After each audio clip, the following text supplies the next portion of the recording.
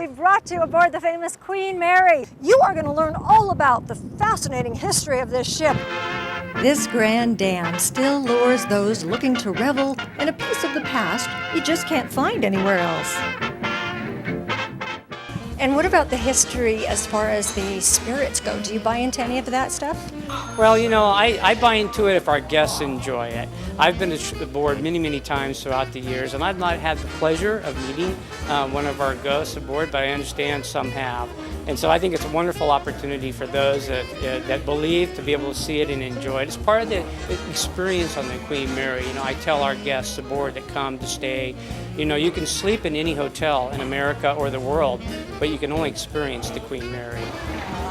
I love hearing about all the spirits, and we just heard the phone ringing at a very interesting time, and I wonder if maybe that was a sign from somebody. Well, leave it to a ghost to upstage the historic consultant.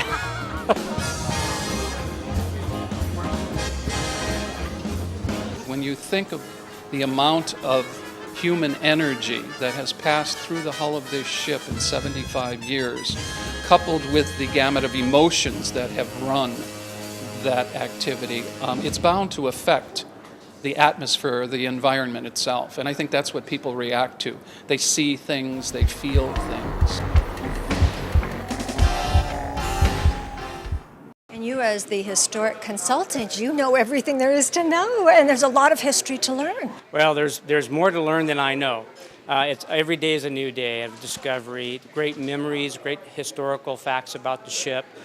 She was the greatest ever that came out of the Cunard line, and it's really important that we continue to take care of her and talk about the noted historical advances of maritime engineering, the Art Deco architecture of the ship, the interior decorations.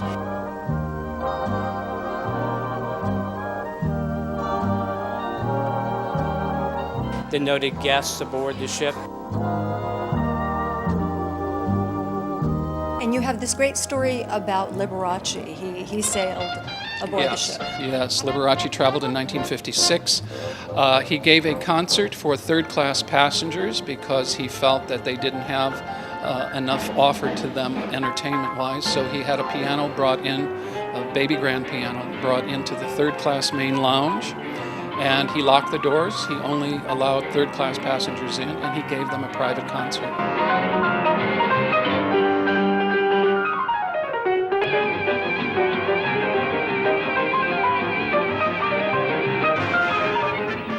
The likes of so many notable celebrities of the day clamored to be aboard the Queen Mary. It was the ultimate in opulent and stylish travel. It was so very elegant, so very English.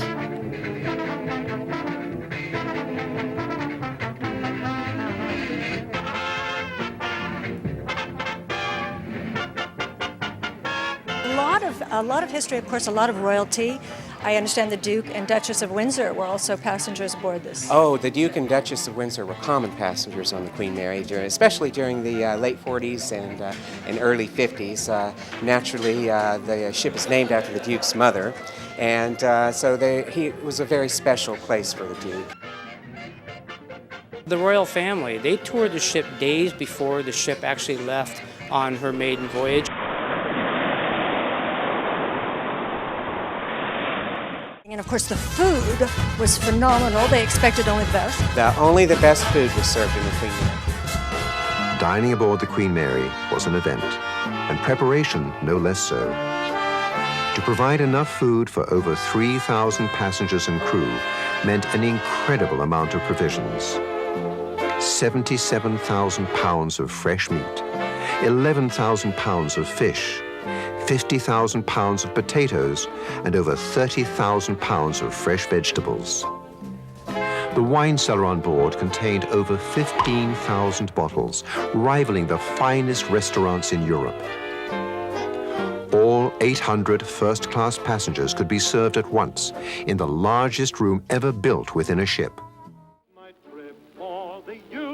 And today, the Queen Mary maintains that same caliber of cuisine.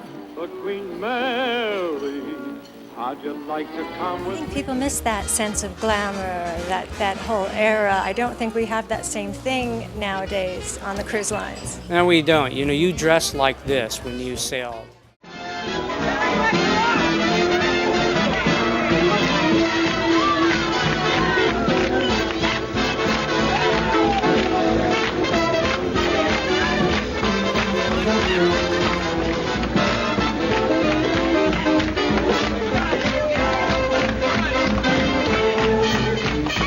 Behind us is the Grand Salon, 3 stories high, original windows, original wood paneling, original murals. It's absolutely breathtaking, and you really get that feel for the glamorous era. On the menu tonight, they're offering items that were offered during the maiden voyage back in 1936.